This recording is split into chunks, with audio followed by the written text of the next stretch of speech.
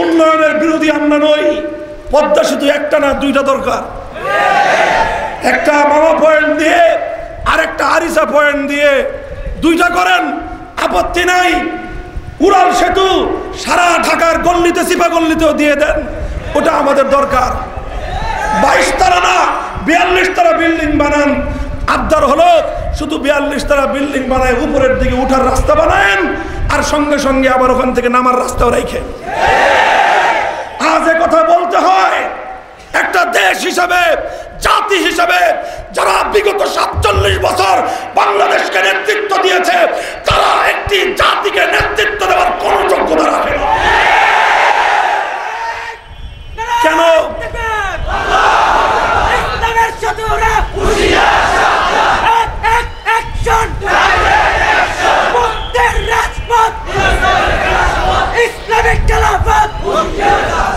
কথা বলতে চাই, কথাগুলো আমাদেরকে বলতে হবে। এ কথা যদি আমরা না বলি, বলবেটাকে? দায়িত্ব নিতে হবে। কেন চুরিহাট্টায় এভাবে অগ্নিকাণ্ডে এতগুলো মানুষ কেন মরবে? খালি আল্লাহর মাল আল্লাহ নিয়ে গেছে, এই ধরনের দায়িত্ব জ্ঞানহীন কথা বলে শাসক গোষ্ঠী কোনোদিনও দায় এড়াতে পারে না। কেন বনানীর এই ভয়াবহ অগ্নিকাণ্ডে কেন এত মানুষ মারা যাবে? কেন তাদের জন্য ভালো কোনো ফায়ার সার্ভিসের ব্যবস্থা করা যাবে না? কেন তাদেরকে উদ্ধার করা যাবে না? মানুষগুলো হাহাকার করতে থাকবে, সারা দুনিয়ার মানুষ দেখবে, আর সেই মানুষগুলো এভাবে 20 তলা বিল্ডিং এর উপর থেকে 10 তলা 12 তলার উপর থেকে নির্মমভাবে রাস্তায় পড়ে পড়ে মৃত্যুর কোলে ঢলে পড়বে। ওদের রক্তে আমার ঢাকার রাজপথ রঞ্জিত হবে। এই করুণ দৃশ্য দেখার আগে আমরা এই সমস্ত ক্ষমতাবান যারা বিগত 47 বছর ধরে বাংলাদেশকে পরিচালিত করেছে তাদের কাছ থেকে আমরা জবাব চাই। বলবেন হুজুর তারা কি করবে? তারা কি করবে? মানুষ এরকম বিল্ডিং বানালে তাদের কি? তারা কি করবে? ইতিহাস পড়েন। খলিফা ওমরে ফারুকের সেই ঘটনা আপনারা জানেন।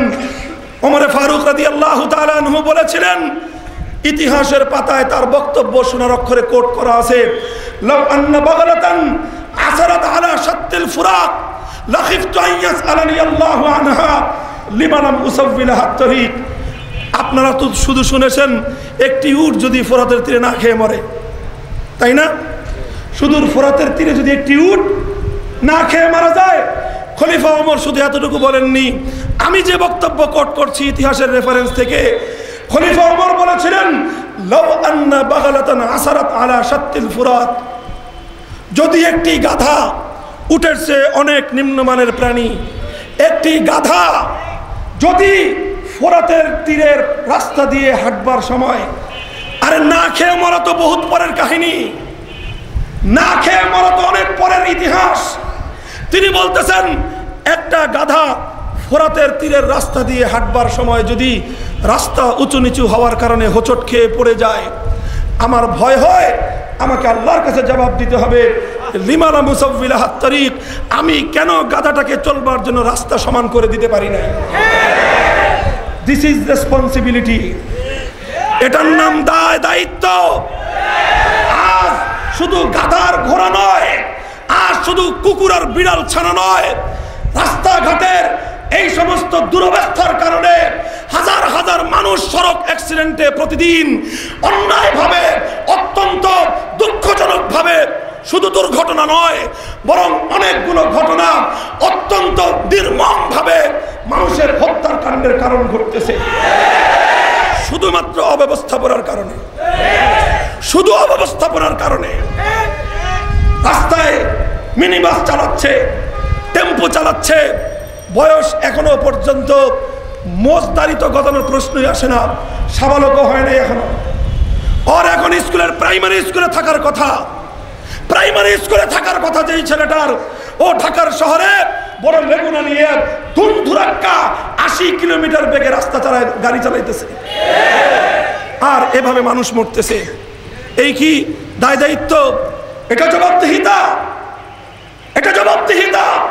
জবাবদিহিতা করতে হবে। কেন আজকে এই ব্যবস্থাপনা নাই?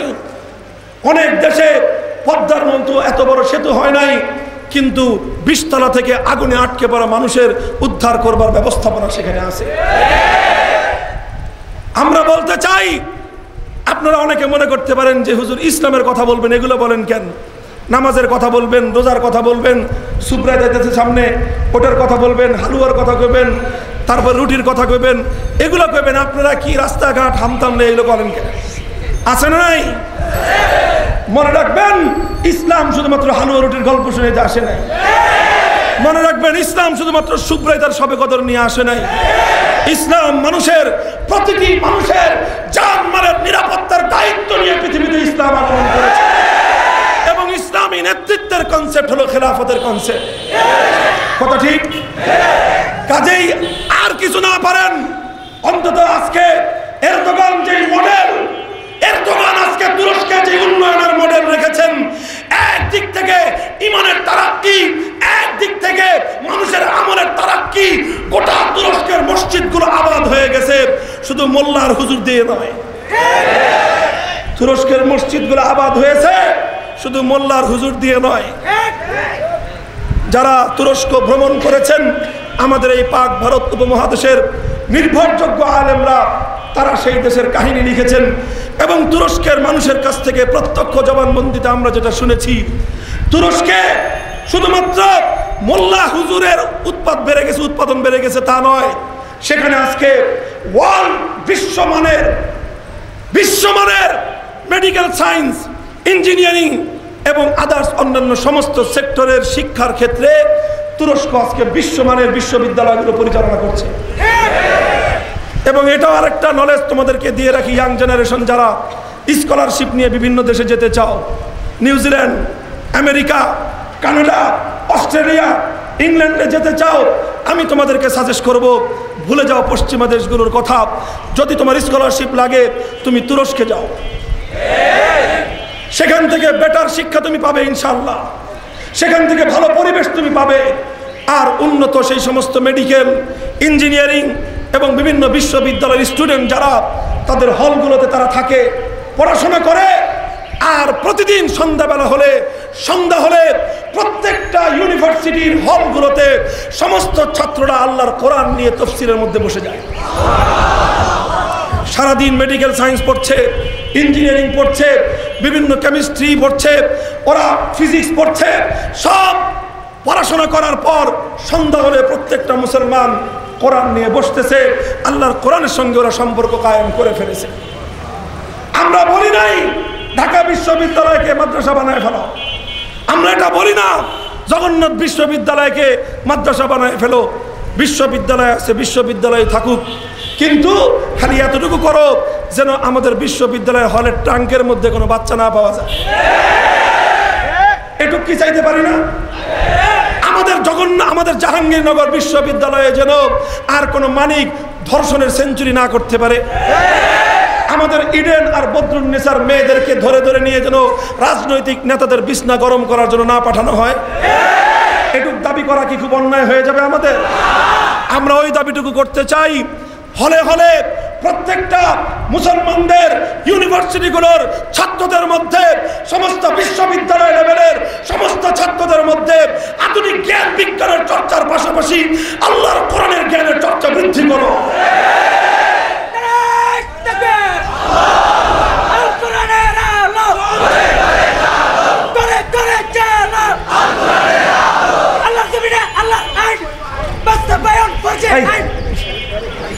আলহামদুলিল্লাহ, আমার কথা শেষ।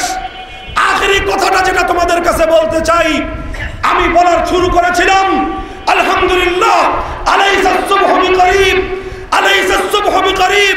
যেই আকাশ থেকে খেলাফতের সূর্য অস্তমিত হয়েছিল, আমি দৃঢ়ভাবে আশাবাদী সেই তুরস্কের আকাশে আবার অতি সন্নিকটে খেলাফতের নতুন সূর্যোদয় হবে।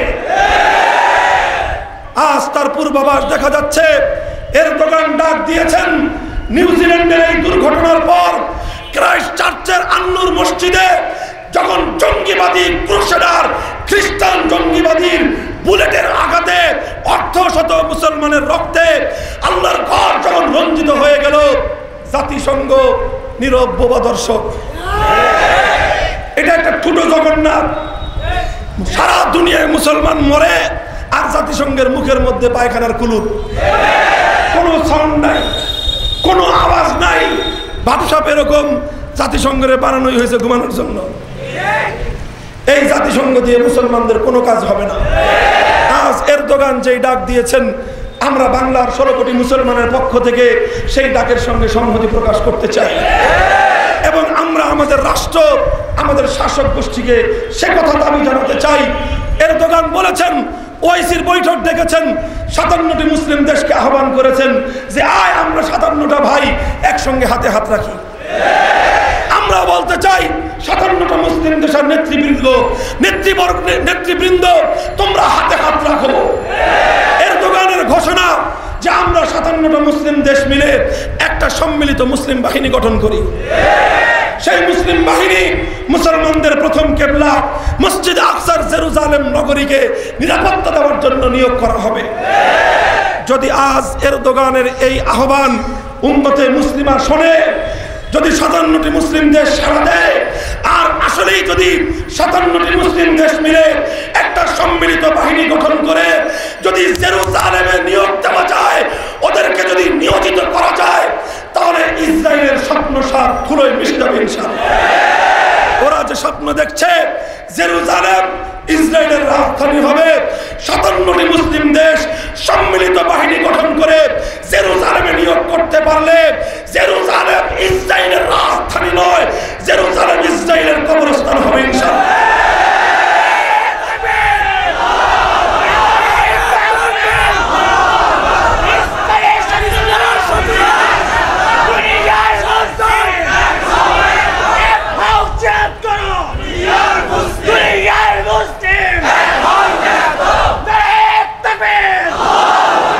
ও মুসলমান, তুরস্ক থেকে কোনো আশার আলো দেখা যায় কিনা? মাত্র 95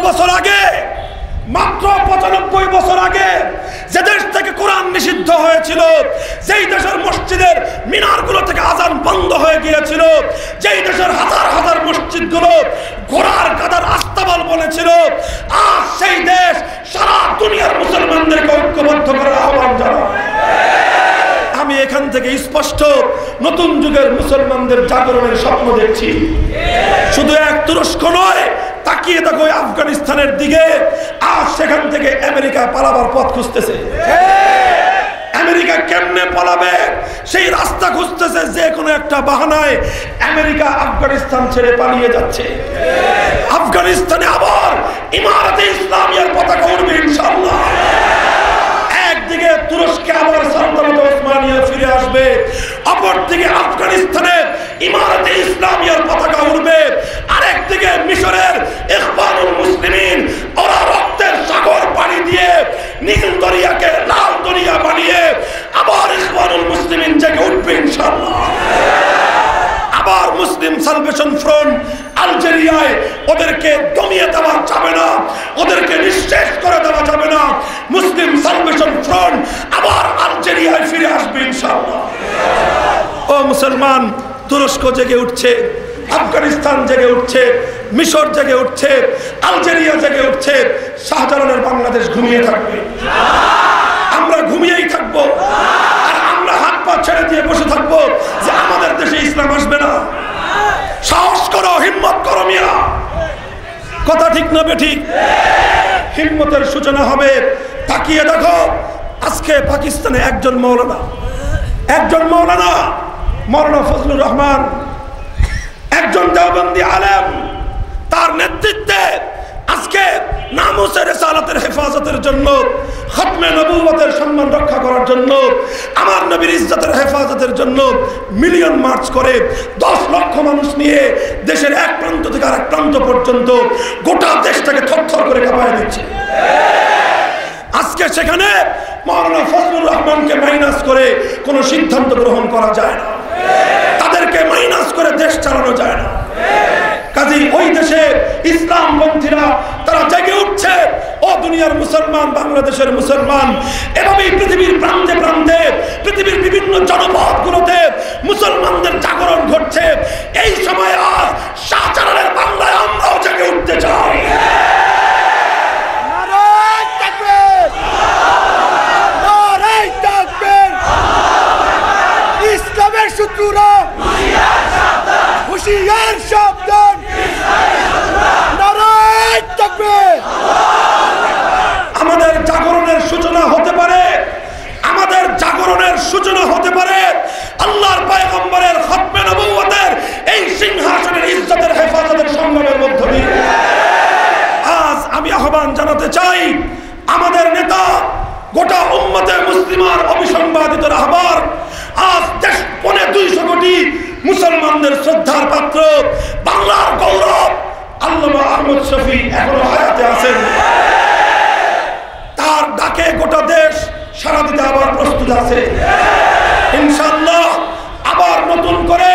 নবীর দুশমনদের বিরুদ্ধে জাতি আবার ঐক্যবদ্ধ হতে শুরু করেছে।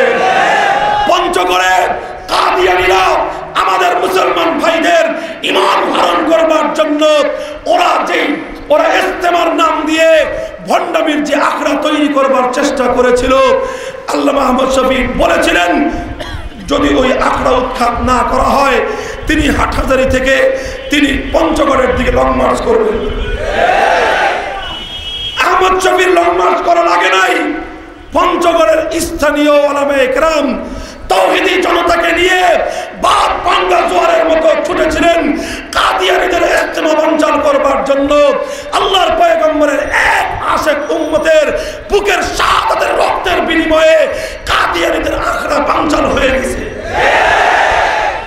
কাজেই এখন আমরা সারা দেশে আবার নতুন আওয়াজ তুলতে চাই, আমার নবীর পরে আর কোনো নবী নাই।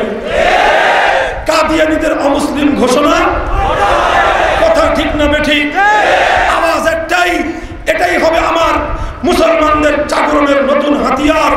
মুসলমানরা জেগে উঠতে হবে, আমাদের হিন্দুদের সঙ্গে কোনো বিরোধ নাই, তোমরা তোমাদের ধর্ম তোমাদের জায়গায় পালন করো, তোমরা খ্রিস্টান তোমাদের ধর্ম তোমাদের জায়গায় পালন করো, বৌদ্ধরা ওরা ওদের ধর্ম উপাসনালয়ে পালন করবে, আমাদের সঙ্গে কোনো বিরোধ নাই, সংঘাত নাই, আমরা সম্প্রীতিতে বিশ্বাস করি। কিন্তু কাদিয়ানীরা ওরা অমুসলিম হয়েও ইসলামের নাম ভাঙে জালিয়াতি করে, ওরা ইসলামের নাম ব্যবহার করে প্রতারণা করে। এই জালিয়াতি প্রতারক চক্র যদি নিজেদের কাদিয়ানী ধর্মের নাম নিয়ে কাজ করে কোনো আপত্তি নাই, কিন্তু যদি ওরা মুসলিম জামাত নাম দিয়ে আমাদের ঈমান এবং ইসলাম হরণ করবার চেষ্টা করে, আর আল্লামা আহমদ শফী যদি ডাক দেন, আমরা যে কোনো সময় আবার বকশীবাজার ঘেরাও করব।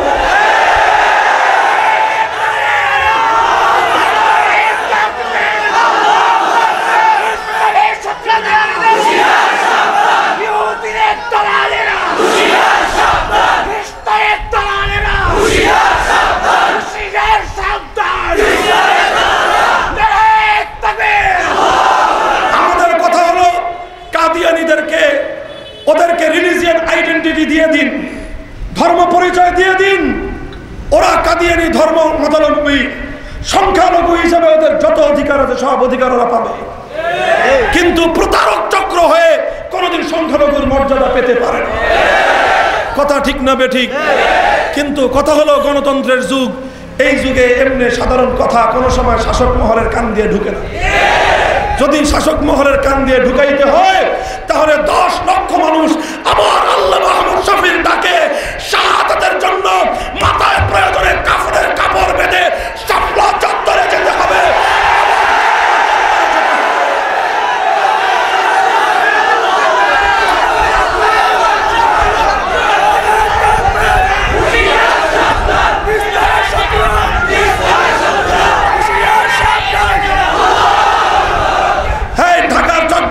মুসলমান ভাইয়েরা, এভাবে ইসলামের জন্য জেগে উঠতে প্রস্তুত আছো তো? কোন নেতা নেত্রীর ক্ষমতার আর লাঠিয়াল হবে না, তোমরা কারো ক্ষমতায় যাওয়ার সিঁড়ি হিসেবে ব্যবহার হবে না। তোমাদের বুকের রক্ত তোমাদের হৃদয়ের স্পন্দন দিয়েছেন কে? ওই রক্ত যদি খোদার জমিনে ঝরতে হয়, আল্লাহর জমিনে আল্লাহর কোরআনের রাজ খেলাফত কায়েম করবার জন্য ঝরতে হবে, দিন জিন্দা করবার জন্য, আল্লাহর কোরআন হেফাজত করবার জন্য, পয়গম্বর মুহাম্মদ আরবীর ইজ্জতের হেফাজতের জন্য জীবন দিতে হলে জীবন, রক্ত দিতে হলে রক্ত দিতে কারা কারা প্রস্তুত আছে? আল্লাহ পাক কবুল করুন, তৌফিক দান করেন। আলহামদুলিল্লাহ।